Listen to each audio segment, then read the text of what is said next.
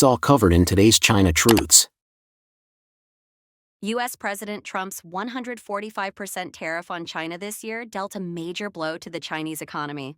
In March, China's exports to the U.S. jumped 12.4%, surpassing expectations by 4.4%, as manufacturers rushed to ship goods before the tariffs took effect. However, imports dropped 4.3% year-on-year. Bloomberg noted that the escalating trade war is dimming China's growth outlook and weakening its job market, reducing its competitiveness.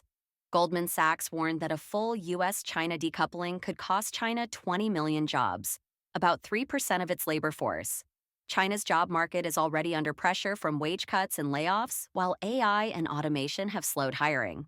QuantCube Technology reported a 30% drop in job vacancies over the past 2 months compared to last year. A survey by the Cheung Kong Graduate School of Business showed corporate hiring plans hit a 6-month low in March, and the non-manufacturing PMI employment subindex also declined. Economist Wrigley from Pantheon Macroeconomics said last year's stimulus failed to boost hiring as companies remain cautious amid economic uncertainty. Weak job growth is holding back consumption, which is vital for Beijing to counter the property crisis and revive the economy. China's Labor Minister Wang Xiaoping admitted that job pressure remains severe due to internal and external factors. Bloomberg Economics estimated that reduced exports to the U.S. could cut China's GDP by 3 points. Goldman Sachs has lowered its 2025 GDP forecast for China from 4.5% to 4%. The high tariffs not only hurt exports but also deepen China's economic woes, and rising unemployment may threaten social stability. The U.S.-China tariff war has entered a white-hot phase. On April 14th, the State Council Information Office held a press conference. Elvi Daliang, spokesperson for the General Administration of Customs and director of the Statistics and Analysis Department, stated that China's exports are currently facing a complex and severe external environment. But the sky will not fall. Some mainland netizens commented, "The sky will not fall, but the storm will cause huge losses to the country and the people. The sky will not fall, but a huge disaster will." Previously, the People's Daily, the official newspaper of the Communist Party of China, published an article titled, "The Sky Will Not Fall," which was mocked by netizens. The sky will not fall, but the ground will crack. Dissident Wang Yajun even printed 8 bold characters on his shirt in a YouTube video. "If the sky falls, the people will hold it up." According to a report by Caixin.com, Goldman Sachs' chief China economist Shan Hui said at a media conference on April 11th that if China does not export a single penny to the United States and all manufacturing investments related to U.S. exports cease, China's GDP would drop by 3 percentage points. Goldman Sachs estimates that 10 million to 20 million jobs in China are directly or indirectly tied to exports to the United States. The U.S.-China tariff war is nothing short of a doomsday scenario for China's foreign trade industry and its workers. March may well have been the last frenzy of China's export boom. Since Trump was elected, the CCP's foreign trade has gone into overdrive, scrambling to secure orders and ship goods before Trump's tariff nuclear bomb exploded. At the time, outside observers estimated the tariff cap would be around 60%. Today's 145% rate is thanks to Xi Jinping's iron will, forcing the people to eat grass and bark just to play power games with the U.S. It truly echoes the infamous words of science rogue He Zuoxiu. "Too bad you were born in China." Here's how grassroots workers are experiencing the tariff war firsthand. A female employee at a clothing company in Shaoxing complained, "Tariffs are killing me. All the bosses in Shaoxing are going bankrupt. If you sell goods worth 100 yuan, you have to pay 145 Chinese yuan in U.S. customs duties. Now our inventory is nothing more than rags. Nobody wants it." A small business owner in Yiwu said gloomily, "With a 145% tariff, how can Yiwu's foreign trade survive?" Business has been dismal for the past 2 or 3 years. A female finance officer at a cross-border e-commerce company said, "My sky is about to fall. I've been at this company for just over a year, and now I have to switch jobs again. Over 70% of our sales come from the U.S. The boss hasn't shown up for over 2 weeks. I left my last job because they couldn't pay wages. Now I'm afraid it's happening again." A female worker at a packaging export company added, "We can't ship any inventory. I have a mortgage payment due on the 15th and a car loan on the 17th, totaling 30,000 yuan. I can't sleep at night. I don't know when this tariff war will end. Ordinary people like us are the ones suffering the most. A male blogger admitted in a video, Chinese plush toys make up 80% of the global market and 43% go to the US. In the past, we dominated the world with low prices. Once tariffs hit, toy factories vanish in batches. On social platforms like Douyin and Xiaohongshu, countless small business owners and workers are crying about their hardships. The helplessness and despair in their eyes are heartbreaking. Yet CCP state media writes only peaceful things, refusing to bow their heads and acknowledge the people's suffering. Whether in print or video, the official narrative is filled with slogans of struggle, claiming the economy is thriving and vowing to fight the U.S. to the bitter end. Under the 145% tariff stick, many of China's world-leading factory sectors have been severely impacted. For instance, in the textile and apparel industry, the U.S. is China's biggest export market. According to the China Chamber of Commerce for Import and Export of Textiles, China's textile and clothing exports totaled $301.13 billion in 2024, with $50.96 billion going to the U.S., accounting for 16.9%. A clothing supplier in Guangzhou told Xiamen News that since 2024, U.S. orders have declined and prices have been forced down. In Tangbudong Village, Nankun Town, Yifanyu, a major hub for Guangzhou garment factories, about 40 to 50% of the factories have shut down over the past 2 years due to lack of orders. Now, with tariffs in place, business has nearly ground to a halt. China's auto parts exports are also highly dependent on the United States. According to data from the General Administration of Customs in 2024, China's auto parts exports to the United States will amount to 99.77 billion yuan, accounting for 15% of the total. In addition, according to the Wall Street Journal, more than 40% of American automakers' parts are imported from Mexico, many of which originate from Chinese factories. Most Chinese auto parts companies operating overseas have a net profit margin of less than 15%. With Trump imposing a 25% tariff on steel, aluminum, and auto parts, Chinese companies in this sector are facing serious difficulties. Moreover, the United States is the largest importer of China's lithium batteries. According to an analysis by Dongxing Securities, China's power and energy storage battery exports will reach 197.1 gigawatt-hours in 2024, a year-on-year increase of 29.2%, with power batteries and energy storage batteries accounting for 68% and 32% respectively. Exports to the United States accounted for 25%, $15.32 billion, and 23%, $2.03 billion, of China's total lithium battery exports. In 2024, China's energy storage battery exports to the United States reached $6.27 billion, accounting for 57% of total U.S. imports, equivalent to a demand of approximately 35 to 40 gigawatt-hours.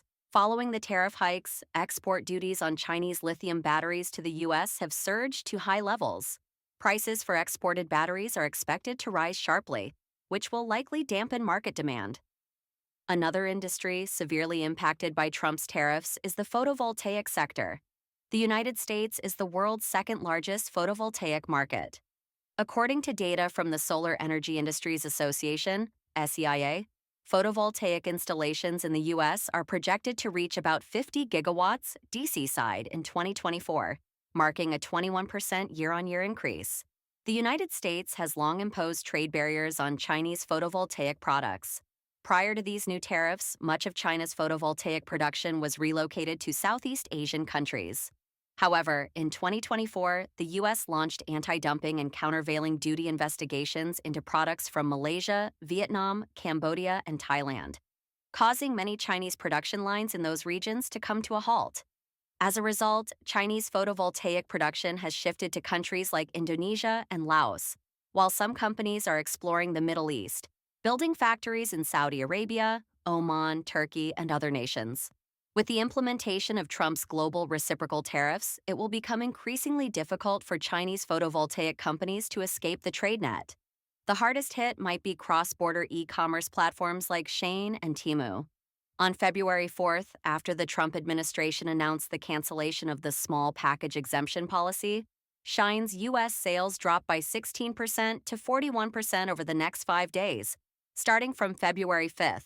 On April 8th, the United States announced it would raise tariffs on small duty-free packages to 90% of the package value, or increase the original flat fee from $75 to $150. These tariffs will take effect on May 2nd, and the increase in fixed fees will take effect after June 1st.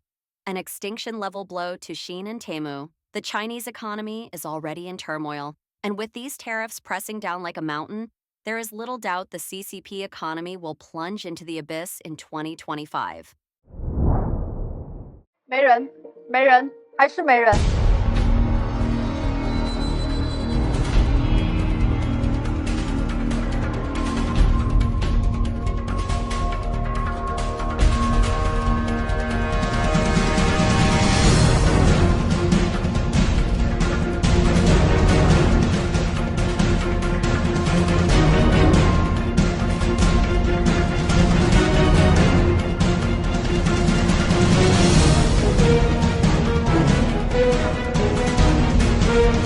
Taiwanese businessmen fled, stores shut down, and 5 million people left. Xiamen became a ghost town. It's all covered in today's China Truths. The whole country has more than 1 billion people, and Xiamen must have over 5 million. But what about now?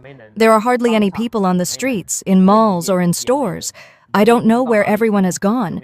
Can any friends in Xiamen tell me what's going on? No one here. No one there. No one anywhere. After the passenger carrying incident, Gulangyu really seems to have gone cold. I arrived at Ximen at 10:30 in the morning, thinking I could chat with a few business owners. But as soon as I entered, I didn't expect the entire mall to be empty. The shopping assistants were just standing around, bored, swatting flies. At 2 p.m., I went to the Tongan Aegean Sea Mall. It's a fairly new place, but the foot traffic was pitifully low. I really couldn't continue shopping, so I headed to Tongan City to take a look. Still, nothing. It felt like a wasted trip. China's economy continues to deteriorate, and every industry is in a slump. Countless factories, businesses, and physical stores have shut down. The same is true across the coastal cities that were once economically thriving. Due to the withdrawal of Taiwanese investors, Xiamen in Fujian province has fallen into economic decline and population loss. It's reported that about 5 million people have left. Once bustling commercial and residential areas have become lifeless. Life is hard, and many people have simply chosen to give up. Today, let's talk about the decline of Xiamen. No one. No one. Still no one. How did Zheng Quoan end up like this? Rental and sublease ads are everywhere. Stores are closing one after another. We walked around and found that nearly 1/3 of the shops were shuttered. Zheng Quoan used to be vibrant, full of homestays and popular street snacks. People from all over the country would come here to hang out. At its peak in 2019, it had nearly 120,000 visitors a day. But now, there's basically no one on the streets. Huliwanda used to be one of the most popular malls in Xiamen. Today is Thursday, and it's 6:45 p.m., dinner time rush. Back in 2017 and 2018, the Golden Street area at Huliwanda was packed like a temple fair. But now, as you can see, there's no one around. This used to be a Vietnamese restaurant. That one is Shu Da Xia, completely empty. My friend used to own this one here. It was called something like Drinks. I forget the name, but business was great back then. In 2017, 2018, and 2019, there were even lines outside. Now, on a Thursday night, there's barely anyone in Golden Street. It's nothing like before. It's not just a problem with individual stores or the mall's management. Xiamen's population has drastically shrunk, and there simply aren't enough people. Someone mentioned that Huliwanda was one of Xiamen's earliest malls, with heavy foot traffic in 2017 to 2019. I opened a store in Huliwanda back then, and business was booming. Customers came in non-stop. On weekends, we couldn't even keep up. At the time, it was nearly impossible to find a vacant shop in Wanda. No one would give up their space, no matter how high the transfer fee. Now, this whole row is closed. This one is Cosbelly. Brothers, this place used to be packed every single day, not just weekends. Every day. You couldn't even queue. Now it's all shut down. This fat grandma used to be Joe Mapo, now closed too. This used to be Tan Yakshui Hot Pot, a massive store, but it's also shut down. Once a big place like this closes, it's very hard to rent out again. I don't get it. This is Sunday night. Is this really the current state of Zhengquan? Just a few years ago, it was crowded, full of energy, spanning several busy streets. Now you can walk the entire area in just one street. What's going on? I can't understand it. It used to be so lively. We always wanted to come back here. What happened? It doesn't even look familiar anymore. So many places are closed. What's going on? Why are there so few people? I really don't understand. Of course, there are still a lot of local delicacies, some specialties you can buy.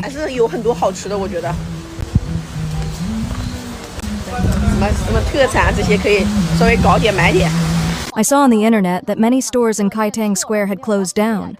Today, we went to check it out in person. From this view, it's obvious that the store closure rate may have reached over 90%. I can't believe this used to be such a busy shopping mall in my memory. In just 1 or 2 years, it's become like this. Almost no foot traffic. Kaitang is quite central in Xiamen. There used to be more than 60,000 migrant workers living in Kaitang village. But after the collective demolition of Kaitang in March 2021, the crowds disappeared. Although the village has been demolished, children from nearby schools still come here to play after class. I think that's the only sign of life left in Kaitang Square. This is Haukalai. A lot of people must have visited this store back in the day. The only relatively large restaurant, Laoxiangqin, is still open. RT Mart is still operating as usual, but the foot traffic is definitely not what it used to be. Do you know how the current unemployment wave differs from the layoff wave in our parents' generation? Most unemployed people today are burdened with high debts, mortgages, car loans, and a lot of credit card debt. They're confused about the future and unable to find work. This kind of invisible pressure is mentally torturing. But during our parents' layoff era, most families had no debts. As long as you were willing to set aside your pride in work, you could support your family. Now, if you're unemployed, even putting pride aside doesn't help. You can't even cover a fraction of your debt. So unemployment today is truly frightening. Don't you think so? You might not believe what's happening in Xiamen. Since the Chinese New Year, many people still haven't found a job. Some companies have even laid off more than half of their employees. In today's climate, if you delayed getting married, you've won. If you didn't buy a house 3 years ago, you've won. If you didn't start a business, you've also won. Basically, the people who have been lying flat these past few years have ended up winning. Those who tried to strive have lost and ended up deeply in debt. The beauty salon downstairs in our community has changed owners 3 times in a single year. There are for sale and for lease signs everywhere. Even people in our industry with over 10 years of experience have changed careers. I don't understand. Why is the economy this bad? Why can't any business succeed now? Do you know the reason? How did it come to this? Oh my God. Today is Sunday, and still no one is here. Many restaurants on the food floor have closed, and that entire row is now full of stalls. When a restaurant shuts down, the equipment is often sold at just 10% of its value, if you can even find a buyer. Tables and chairs too, and you can't take the interior decor with you. Look here, because this place closed early, the equipment couldn't be moved, and the mall won't let you take it out. In cases like this, the boss loses all the investment. If too much food was stored, it just spoils when the shop closes. Hi everyone, welcome to Xiamen. We are now at the Sandship Outlets Commercial Plaza, across from Wutong Wharf. It's deserted here, with barely any customers. Only 2 buses come here, number 6 and number 82. I don't know why such a large commercial plaza was built in a place like this. Let's walk around and see what's on sale and whether it's lively. Let's go. Not bad. Many stores are offering discounts. 10%, 20%, even up to 40% off. The entire mall is beautifully decorated, but barely anyone is here. The blogger mentioned it's now easy to rent a place in Xiamen. In the past, housing near the airport was in short supply and impossible to rent. Now landlords are even reducing rents, which was unheard of before. I really have a feeling. Xiamen's population seems smaller this year. I already felt it last year in 2024, but this year it's just too obvious. I live in a village in the city on the island, and I don't feel like there are any people around. It's now the end of March, and April is almost here. Logically, those who have jobs lined up should have arrived by now. I don't know what the rental situation is like in your city, but here, it's like this. The unit next to me and the one across from me are both one-bedroom apartments. One has been empty since last summer vacation, vacant since September, and it's still empty now. Please share your thoughts in the comments section below.